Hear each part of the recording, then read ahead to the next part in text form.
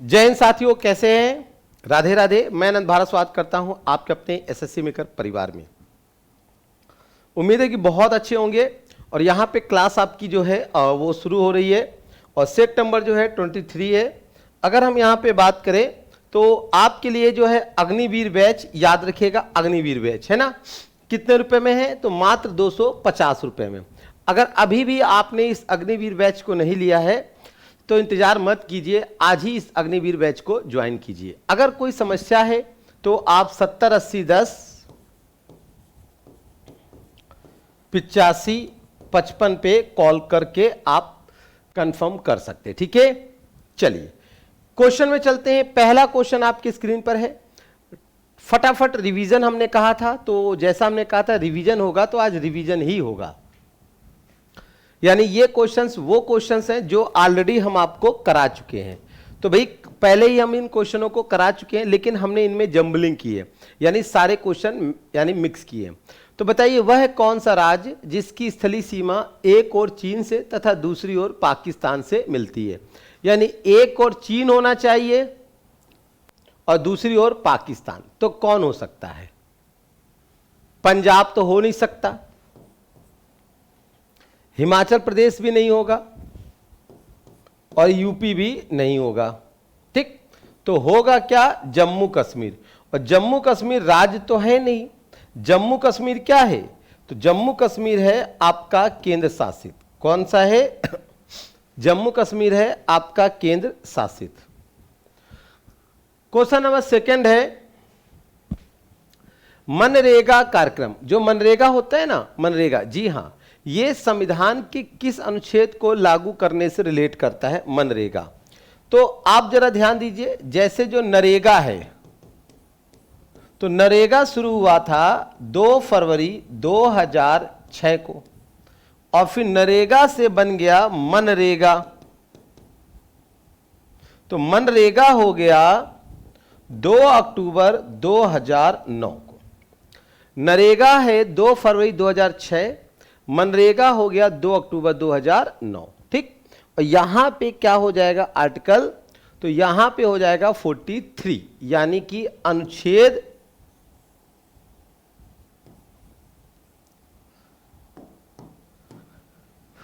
तो अनुच्छेद 43 is the right option. आगे क्वेश्चन है, भारतीय राष्ट्रीय कांग्रेस की स्थापना कब हुई? आपको बताना है भारतीय राष्ट्रीय कांग्रेस की स्थापना कब हुई थी। जल्दी से बताइए भाई, याद करिए, हमने आपको बताया भी है भारतीय राष्ट्रीय कांग्रेस की स्थापना के संदर्भ में। कहां पे हुई थी? बंबई में। गोकुल तेजपाल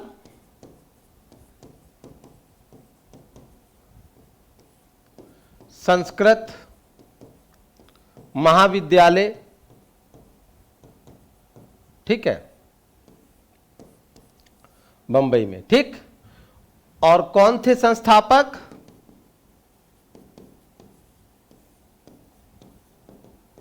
A.O. ह्यूम, ठीक है। और सही आंसर है 1885। 1885 is the right option. Question number 4 है आपका, 1 किलोवाट घंटा किसके बराबर होता है? जल्दी से बताइए, किसके बराबर होता है? तो 1 किलोवाट घंटा किसके बराबर होता है? तो 1 किलोवाट घंटा जो होता है वो 4.0 यानी मेगा जूल के क्या होता है? बराबर होता है, ठीक है। हां, इसके बराबर होता है। ईश्वर का निवास स्थान के नाम से किसे जाना जाता है? मतलब किसे कहा जाता है कि यहां पर एक समय जो थे वो ईश्वर लोग, ईश्वर का मतलब भगवान आके रहते थे। तो यहां पे अभी आपने देखा होगा कुछ समय पहले क्या था कि कुंभ का आयोजन हुआ। अब जो कुंभ का आयोजन हुआ तो ये कुंभ का आयोजन कहां पे हुआ था? तो कुंभ का आयोजन हुआ था प्रयाग में। कहां पे हुआ था? प्रयाग में, ठीक। और जो ये आपको नजर आ रहा है ना, ये पॉइंट, इसको कहा गया है संगम नोज। क्या कहा जाता है? संगम नोज, याद रखिएगा। तो इसे कहा गया है संगम नोज। यहां पे देखो ये ब्लू वाटर है, तो ये यमुना नदी है। कौन सी है? यमुना नदी। और ये आपका मटमैला पानी है, तो ये है गंगा नदी। कौन सी है? गंगा नदी। क्वेश्चन नंबर 6 है, बुनकरों का शहर निम्न में से किस शहर को कहते हैं? बुनकरों। बुनकर शहर का मतलब वीवर्स, यानी कि जहां पर जो है आपका, तो किसे कहा गया है? कुरुक्षेत्र है, सूरत है, पानीपत है, आगरा है। ठीक है, देखो अगर हम बात करें तो कुरुक्षेत्र और पानीपत ये दोनों कहां पड़ते हैं? तो ये दोनों बेटा पड़ते हैं हरियाणा। ठीक। और सूरत कहां पड़ता है? गुजरात। इसी तरह आगरा कहां पड़ता है? यूपी। याद रखिएगा, है ना। और यहां पे आंसर क्या होगा? तो सही आंसर हो जाएगा आपका पानीपत। ठीक है, तो Panipat will be the right option हो जाएगा। 7वां क्वेश्चन क्या कह रहा है? डायमंड हार्बर नाम से कौन सा शहर जाना जाता है? डायमंड हार्बर के नाम से कौन सा शहर जाना जाता है? आप बताइए। तो मुंबई है, पोरबंदर है, केलकटा है, बेंगलुरु है। तो मुंबई कहां पड़ता है? महाराष्ट्र में। पोरबंदर गुजरात में, कलकत्ता पश्चिम बंगाल में, और बेंगलुरु कर्नाटक। तो सही जवाब क्या होगा भाई? डायमंड हार्बर के नाम से कलकत्ता या कोलकाता को जाना जाता है। किसको जानते हैं? कलकत्ता या कोलकाता को। अंतरिक्ष का शहर के नाम से भारत का कौन सा शहर जाना जाता है? अंतरिक्ष के शहर के नाम से भारत का कौन सा शहर? मुंबई है, बेंगलुरु है, दिल्ली है, या उड़ीसा है? तो किसको कहा जाता है अंतरिक्ष का शहर? बताइए भाई। विच सिटी जो है known as city of space?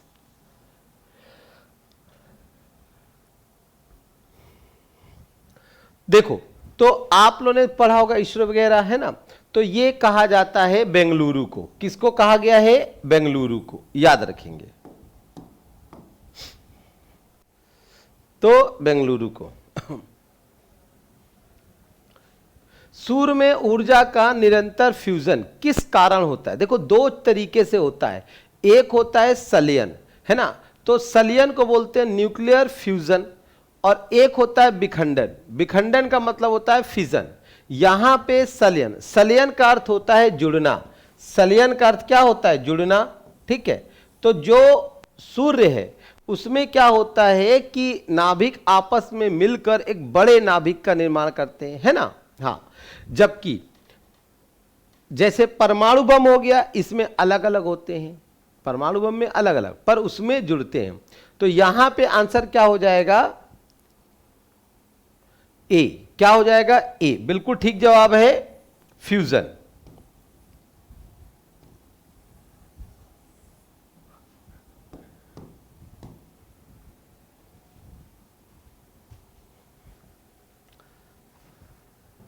अच्छा, आप लोग जैसे कंफ्यूज होते हो क्या?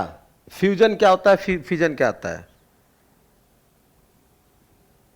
चलिए आगे।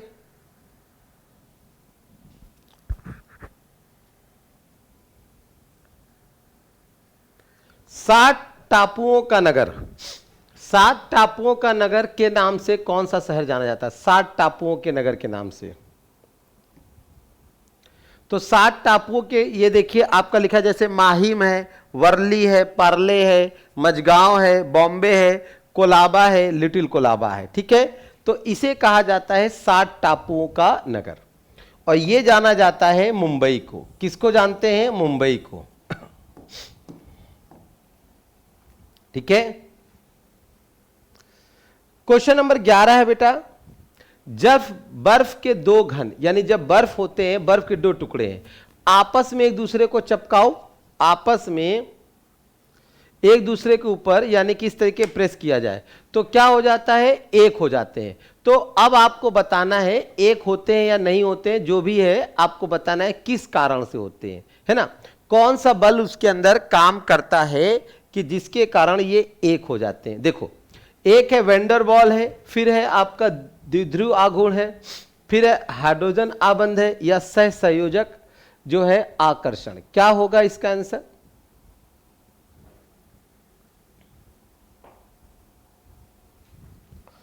तो इसका हो जाएगा हाइड्रोजन आबंध।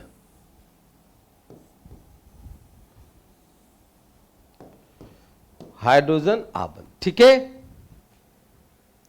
सेरिब्रम, सेरिब्रम का मुख्य कार्य क्या है? आपसे पूछा जा रहा है what is main function of cerebrum. Cerebrum का मेन काम क्या है ये आपको बताना है। देखो, सेरिब्रम का मेन काम होता है आई एम थिंकिंग। क्या होता है? आई एम थिंकिंग, यानी कि मैं सोच रहा हूं।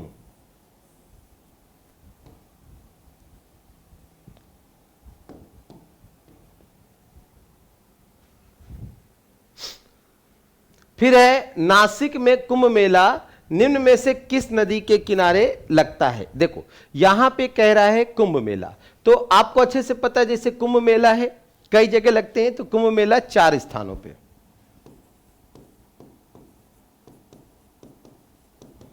चार स्थान कौन कौन से हो जाएंगे पता ही है आपको? हरिद्वार, उज्जैन, नासिक, प्रयागराज। अब यहां पे आपसे पूछा जा रहा है कि नासिक में जो कुंभ मेला लगता है वो किस नदी के तट पर लगता है। जैसे अगर मान लीजिए उज्जैन होता तो उज्जैन में किस नदी के तट पर लगता? तो क्षिप्रा। किसके किनारे? क्षिप्रा। चूंकि नासिक है तो आंसर क्या हो जाएगा? गोदावरी। क्या हो जाएगा? गोदावरी।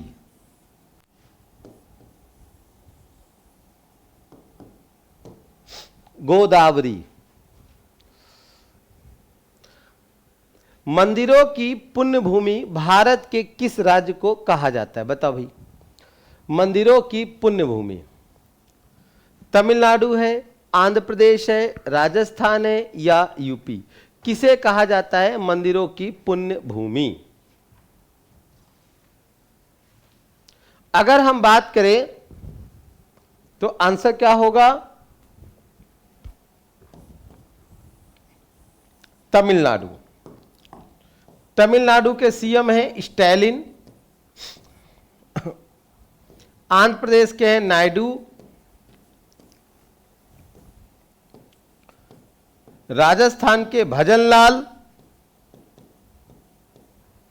और यूपी के योगी जी। भारत का प्रवेश द्वार के नाम से किस शहर को जानते हैं? भारत का प्रवेश द्वार के नाम से किस शहर को जानते हैं? बेंगलुरु है, मुंबई है, कैलकाटा है या दिल्ली?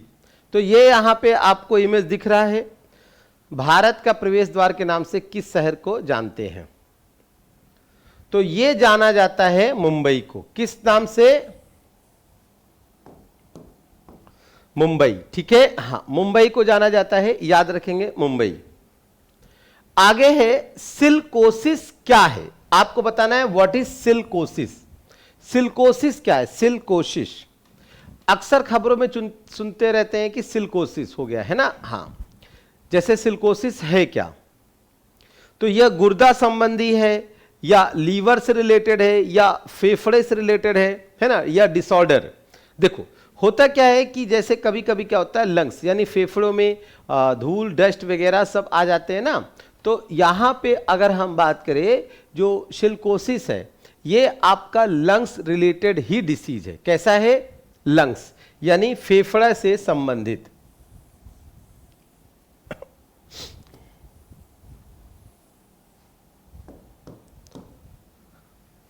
तो सिलिकोसिस क्या है? एक लंग्स रिलेटेड यानी फेफड़े से रिलेटेड ही आपकी क्या है? बीमारी है।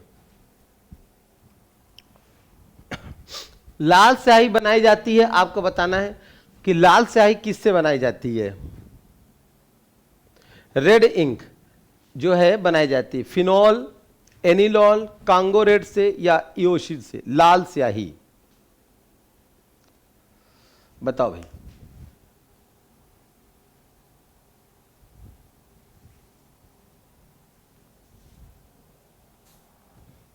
जैसे सब होता है ना, इसी तरीके से रेड इंक होता है ना। तो ये आपका इओसिन किससे बनाई जाती है? इओसिन से, ठीक है। क्वेश्चन नंबर आगे है, शारदा अधिनियम का संबंध किससे? शारदा अधिनियम, शारदा अधिनियम का संबंध किससे है आपको बताना है भाई।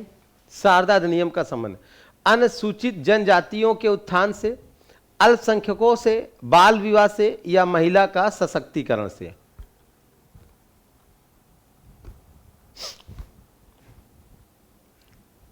तो किससे है? तो देखिए, शारदा अधिनियम में क्या था कि शादी की बात की गई थी। अब ये मैरिज कब होगा? तो जो मैरिज होगा इसकी एज एक है, यानी कि 14 और 18। 14 जो है गर्ल्स और 18 जो है वो आपका बॉयज। और यहां पर हो जाएगा बाल विवाह। पहले क्या होता था सोचो, पहले जो है 10, 11 साल, 12 साल में ही शादी हो जाती थी। कितना मतलब वो होता था, 11, 12 साल में ही शादी हो जाती थी। अब 12, 13 साल में शादी हो जाएगी तो मान लो 2, 3 साल के बाद बच्चे हो जाते थे।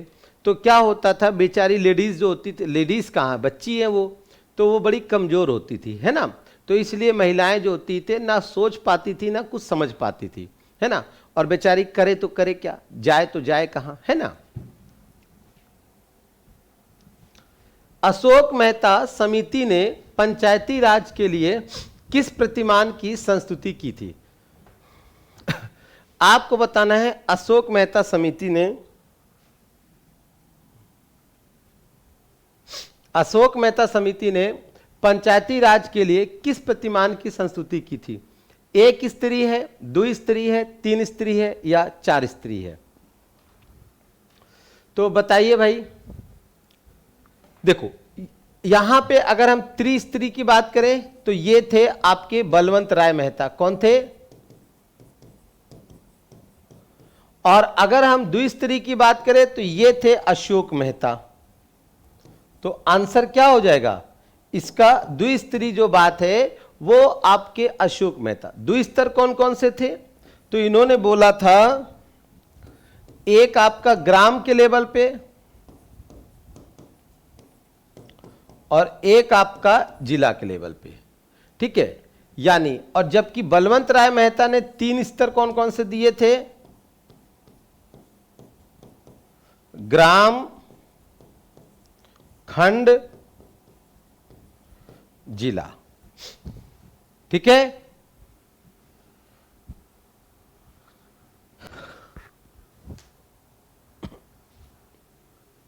विश्वास सूची 1 और 2 को सुमेलित करना है।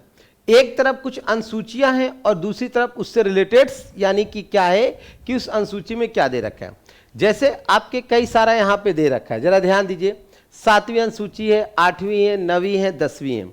अगर हम बात करें कुल अनुसूची, तो कुल अनुसूची कितनी है भाई?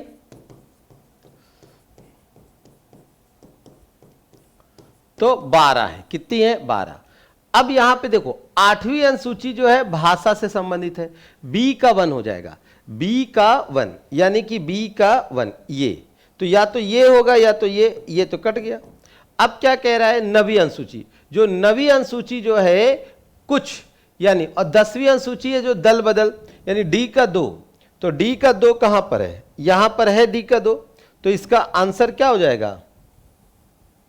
सी हो जाएगा। 1 का 3। 7वीं अनुसूची जो है वो विधायी शक्तियों के वितरण, यानी कि जिसको आप समवर्ती सूची भी कहते हो। 7वीं को क्या कहते हो? समवर्ती सूची भी कहते हो आप, है कि नहीं? चलो, आगरा नगर की स्थापना की थी, बताओ भाई। बहलोल लोदी है, सिकंदर लोदी है, या खिज्र खां है, या फिरोज तुगलक है? किसके द्वारा की गई थी आगरा नगर की स्थापना?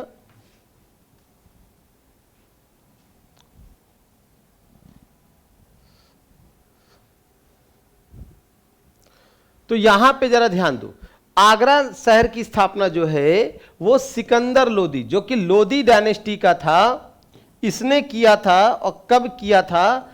1504 में। कब किया था? 1504 में।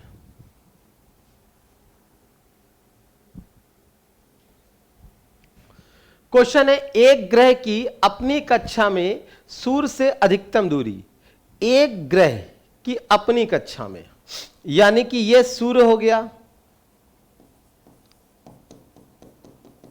और इसकी ये जैसे कि पृथ्वी है, तो ये आपकी अर्थ हो गई, ये आपकी अर्थ, ये आपकी अर्थ और ये आपकी अर्थ।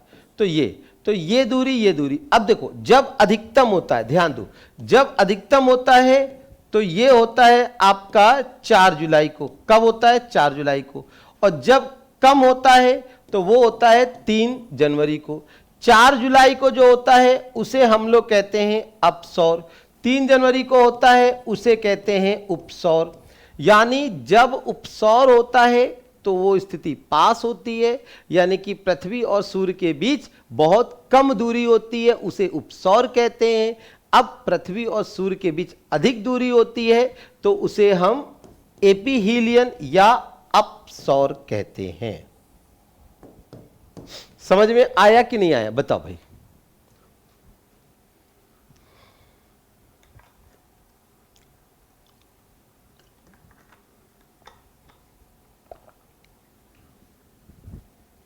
जब हम इंद्रधनुष देखते हैं तो कौन सी बात होती है? इंद्रधनुष देखते हैं तो देखो बेटा, इंद्रधनुष जब भी देखते हो तो हमेशा हमने आपको बताया है, याद रखिएगा, इंद्रधनुष जो होता है हमेशा सूर्य के विपरीत दिशा में बनेगा। यानी जिधर सूर्य होगा उधर तो इंद्रधनुष बन ही नहीं सकता, जिधर सूर्य होगा उधर इंद्रधनुष बन ही नहीं सकता। तो इंद्रधनुष जो होता है हमेशा सूर्य के विपरीत दिशा में। किधर बनेगा? तो सूर्य के विपरीत दिशा में इंद्रधनुष बनेगा। तो इसका मतलब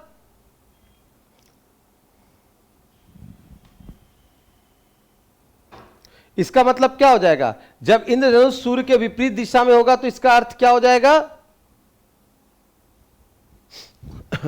इसका मतलब सूर्य हमारे पीछे होता है तथा वर्षा की बूंदें हमारे सामने होती हैं, और जब उससे रेस जाती है ना, टकराती है, तो जाके क्या बनता है? रेनबो। क्या बनता है? रेनबो। ठीक है। 24, किस सिख गुरु की मृत्यु चेचक के कारण हुई थी? आपको बताना है वो कौन सा सिख गुरु था जिसकी मौत चेचक से हुई। अच्छा, कुल कितने सिख गुरु थे? जल्दी से बताइए। कुल सिख गुरु, तो कुल सिख गुरु जो थे वो 10 थे। कितने थे? 10। जो गुरु अर्जुन थे ये आपके 5वें थे, और इन्होंने क्या लिखा है? तो इन्होंने आदि ग्रंथ की रचना की है। किसकी रचना की है? आदि ग्रंथ की रचना। ठीक। और यहां आंसर हो जाएगा आपका लास्ट, यानी कि डी, यानी कि गुरु हरि किशन। चलो अंतिम क्वेश्चन है, ग्रह की क्षेत्रफली चाल। ग्रह की क्षेत्रफली चाल कैसी होती है आपको बताना है। बदलती रहती है, नियत रहती है, कैसी होती है? अब आप जरा खुद ही सोचो कि मान लीजिए जैसे ये आपका सूर्य है, ठीक है, मान क्या, अब इसके चारों ओर पिंड चक्कर लगा रहे हैं, ठीक है। अब मान लो कभी ऐसे है, कुछ ऐसे चक्कर लगा रहे हैं सब। अब आप ही सोचो कि अगर उनमें यानी कि जो चाल है चेंज हो जाए। चाल चेंज का मतलब ये ऐसे घूम रहा है, अचानक ऐसे घूमने लगे, तो टकरा नहीं जाएंगे? टकरा जाएंगे ना। इसका मतलब हो गया कि इनकी चाल जो है वो हमेशा कैसी रहेगी? बिल्कुल सही सोचा है आपने, फिक्स रहेगी।